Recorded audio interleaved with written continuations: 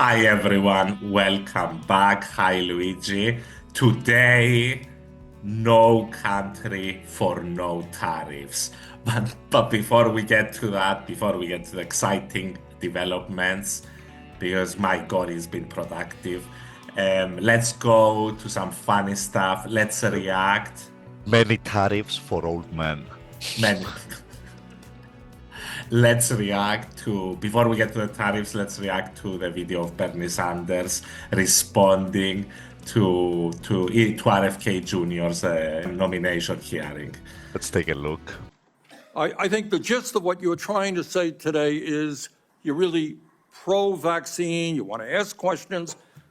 You have started a group called the Children's Health Defense. You're the originator. Right now, as I understand it, on their website, they are selling what's called onesies. These are little things, clothing for babies. One of them is titled Unvaxxed, Unafraid. Next one, and they're sold for $26 a piece, by the way. Next one is No Vax, No Problem. Now, you're coming before this committee and you say you're pro-vaccine. Just want to ask some questions. And yet your organization is making money selling a child's product to parents for $26, which casts fundamental doubt on the usefulness of vaccines.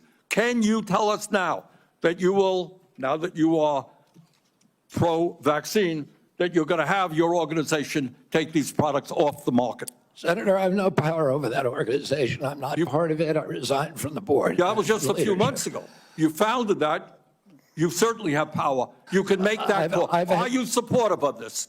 I've had nothing to do with leadership. Are you supportive of these onesies? I'm supportive of vaccines. Are you supportive of this clothing, which is militantly anti-vaccine? Who makes these T-shirts? Is it you, good sir? Do you support these onesies? I support vaccinations. Do you support them? Brother Kennedy, your organization is pushing these onesies. Was it you that does not support the vaccines, Brother Kennedy? Have your babies worn these onesies? Answer us, Brother Kennedy. Elizabeth, take this vaccine. It was made for $26 by a mom and pop pharmaceutical corporation in Vermont that I know. Take it. Go vaccinate this man. Brother Kennedy Jr. Brother Kennedy, will you be vaccinated before us? Do you support these vaccines? Yes, I support them. I've never been vaccinated. What are you vaccinating me with? Stupidity, Brother Kennedy. And you have a lot of it. It's so much. We don't know we're gonna get all of it. And it's just, he gets vaccinated in the hearing and the brain parasite crawls out. And that's the origin story of the 54th president of the United States. Brother Kennedy, did a parasite happen to eat half of your brain? Brother Maybe, Kennedy, have you been vaccinated against parasites and all sorts of malign microorganisms? It was a glorious hearing. I thought Bernie delivered. Bernie was on point. The onesies got him. And my God, how low the standards have fallen. Many more.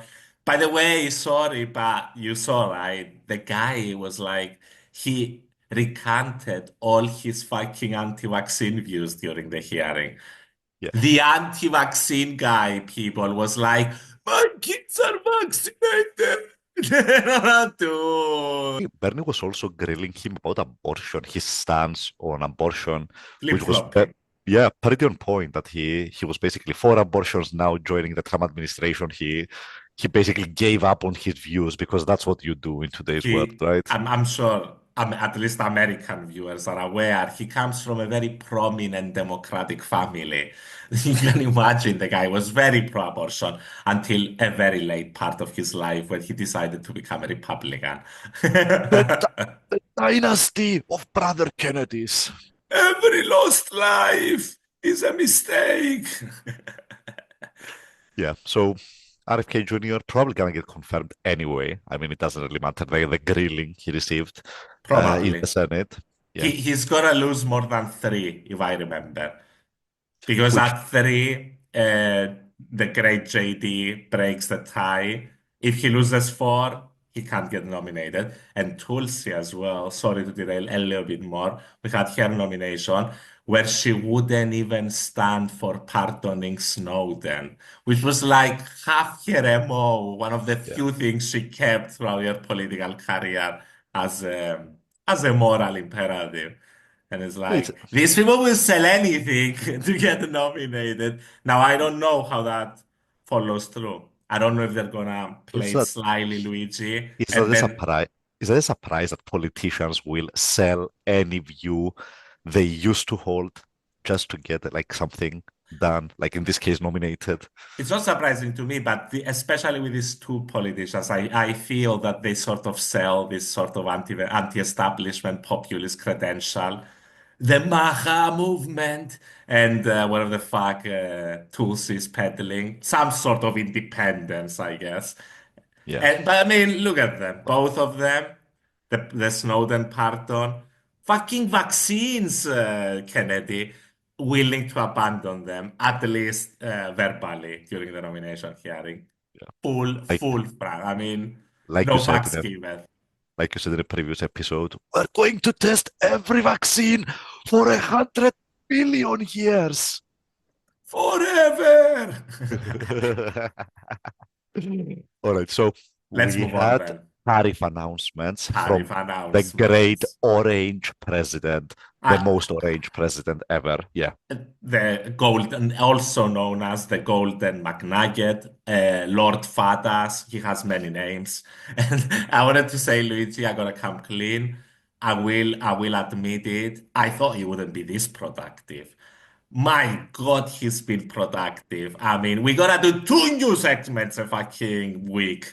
executive orders up the wazoo on every topic you can imagine. Freeze all foreign aid. Freeze Yeah, all federal aid. Freeze fucking tariff everybody. deport the babies. I mean, yeah, Deport the illegal babies. just It's been because they were born in this country doesn't make them an American baby. obviously you gotta have common sense. It's been and Yeah, his fucking lieutenant, his right hand man, his right arm, Elon the Great, supporting Nazis everywhere. It's been quite a week. It's been quite a week and a half. yeah, honestly. So, Honestly, did you our, expect it to be that explosive, Luigi? Did he exceed expectations? I gotta ask yeah, the I question. mean, He did. He yeah, did, yeah. didn't he? Even though expectations were set pretty high, he did exceed them, I think. He's that fucking good, people. Few men have walked such And paths. and he solved the Middle East issue almost in a week. Like, deport everyone to another Deport them. Arab country. To be fair, he's spitballing. He's at the brainstorming Yeah, yeah, stage. But yeah. I mean, the ideas are, I Dude, mean, to quote radioactive. to qu- Radioactive. to quote the Donald himself during Please, the campaign trail, do please. you have a healthcare plan? We have outlines of a plan. To That's a guy. quote the great, late Hannibal Lecter, was the latest and the greatest. Wow. The Wow. amount of the amount of stuff that came out of his mouth this election cycle and was overlooked by the media because he says all of like so much crazy shit. It's insane. I Pretty mean, surreal. and he seems to be sticking to his fucking insane promises up to the moment at least. He's trying everything. As we mentioned, the courts annulled one of his executive orders, but that was it. Everything else. Fucking the UN is breaking down, people, because all the foreign aid organizations have lost funding. It's Because he's gone fucking bananas. he's gone full protectionism, isolationism. Yeah, but it's I don't know. Yeah, disgusting because as we all know, they parody it all the time. We're talking about 1% of the budget. not even. The aid that the United States gives is not what is causing the United States problem in terms of the middle class and all that stuff. And then in terms of tariffs, should we go to the tariffs? Sure. Donald J. Trump announced 25% tariffs on Canada and Mexico, and an additional 10% on China. China. Just because we love them over in China. China needs to be made an example, George. They stole our AIs. They stole our factories. They've taken everything from us, George. With We our must.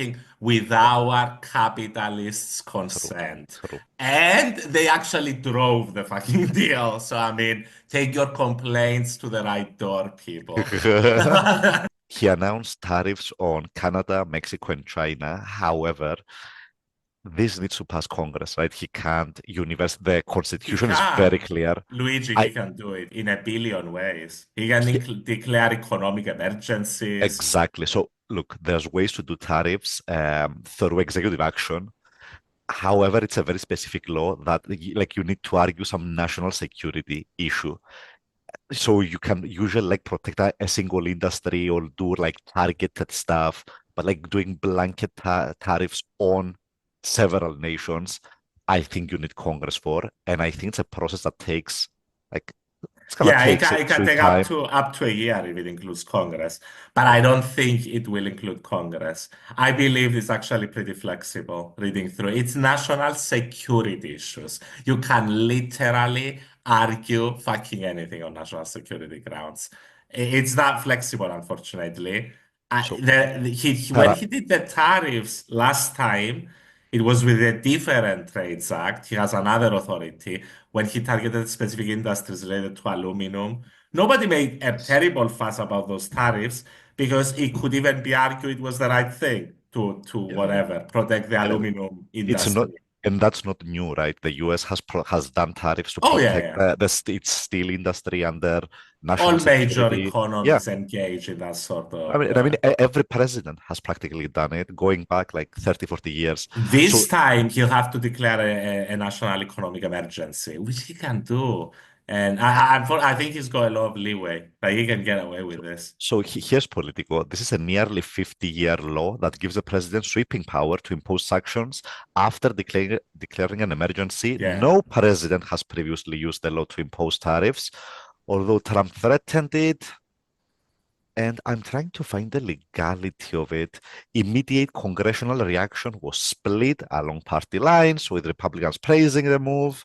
Canada, which by the way is so insulting because he was like, we're going to tariff Canada because of fentanyl.